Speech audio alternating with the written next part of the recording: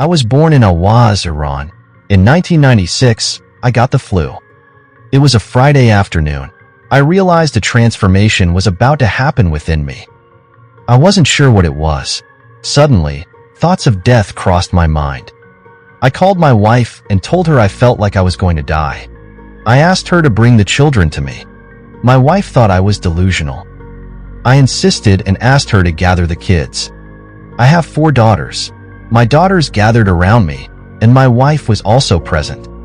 I told them to sit down, that I was dying, and instructed them on what needed to be done. After that, I no longer remember what happened. I collapsed to one side. They rushed me to the emergency room and then transferred me to a section of the hospital. They increased the oxygen supply for me. I was in a coma for 22 days. I spent 45 days in the ICU. During these 22 days, I felt like I was dying. I passed away on Imam Ali's birthday. My wife had prepared food that day to share with the needy. The hospital called our home and informed my family of my passing. For a moment, I saw myself from above. When I saw my own face, I was disgusted. Eventually, I was freed and could breathe again. I don't know why, but I was yelling and making a scene. I was present everywhere, seeing everything. Electrodes were connected to my body in the ICU. When my heart stopped beating, the doctors gave me electric shocks. I could see my own body, and it was repulsive. I don't know why. The medical team tried to revive me, but their efforts were not successful. They wrapped me in a cloth, with one underneath and one on top of me, and tied it together on all sides. They lifted me off the bed and placed me on a stretcher. I could see my mother, father, and wife at our house. At one point, I was everywhere. When my family was told of my death, they all cried. I felt nothing. I just kept calling for my father, but he didn't respond. He took a handkerchief from his pocket and wiped away his tears. When he came to visit me at the hospital after I returned from death, he was crying. As he tried to bring out the handkerchief from his pocket, I told him not to.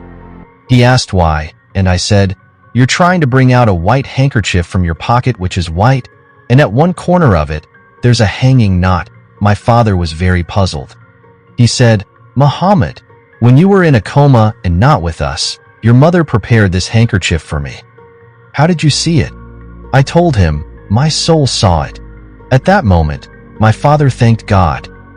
After they wrapped me in the cloth, I felt at ease because I couldn't see my body. While I watched my family crying and the medical staff attending to me, I suddenly saw the moment of my birth. I told my mother that I was born in our village, under the oak tree, in my paternal grandfather's house. My mother was very surprised and asked how I knew that. I said I just knew. At that time, it was customary that if the first son was born, they would shoot arrows at the sky as a gesture of thanksgiving. People used to have a great fondness for boys at that time. I saw my grandfather riding in on a horse, and upon knowing my gender, he shot 2 arrows into the sky. My mother was amazed, and I kept saying I saw all this. My grandfather, the neighbors, the roosters and hens. I saw everything. I felt extremely weak and hungry. During my birth, I was extremely hungry. There are various opinions on why babies cry at birth, but I think it's because of hunger. Because I was very hungry. I saw a person standing next to me in the ICU. This person was infinitely beautiful. To this day, I have not seen anyone as beautiful. At that moment, I was elevated and looking down at my body. The person next to my body was standing on the ground. The clothes he wore was white, a special kind of white I had never seen before. I don't know how we communicated, but we understood each other's words. I learned that he was the angel of death. He asked me, "What do you want?" He was so beautiful that I wished to die 1,000 times to see him again when I came back to life. I couldn't determine the person's gender. They had none. I left my family's attention and focused solely on that person. They were very pleasant, with a smile on their face. I only saw his kindness. All the good qualities were about him. We went together everywhere. In my opinion, the speed of the soul is more than the speed of light. Because wherever I wanted, I could go quickly. I was everywhere at once. Wherever I intended, there I was. I saw a man sitting somewhere. We were 5 people in the ICU. 4 of us passed away, and I was the only one who survived. The man sitting there handed me one of the luminous rods. The angel told me, "Take the rod." As soon as I took the rod, I went back to the ICU. A student said, "Dr. His hand moved?" The doctor replied, "No, it's just pressure on the body." But the student insisted.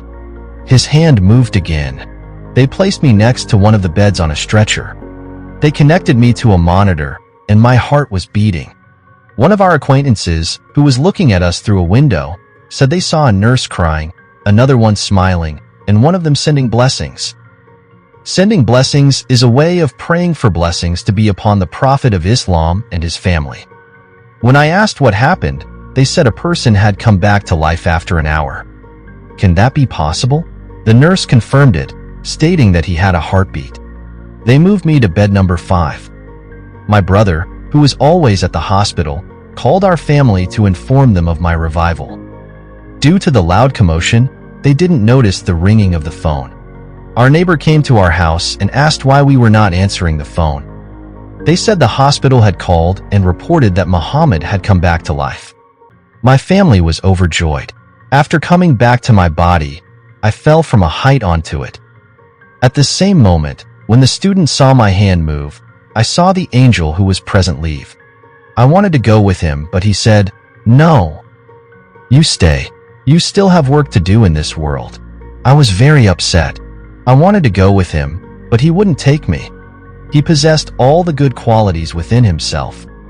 Before this experience, like everyone else, I was afraid of death. But now, I'm not scared of death, and I wouldn't change that place for anything. I would be very happy if I die.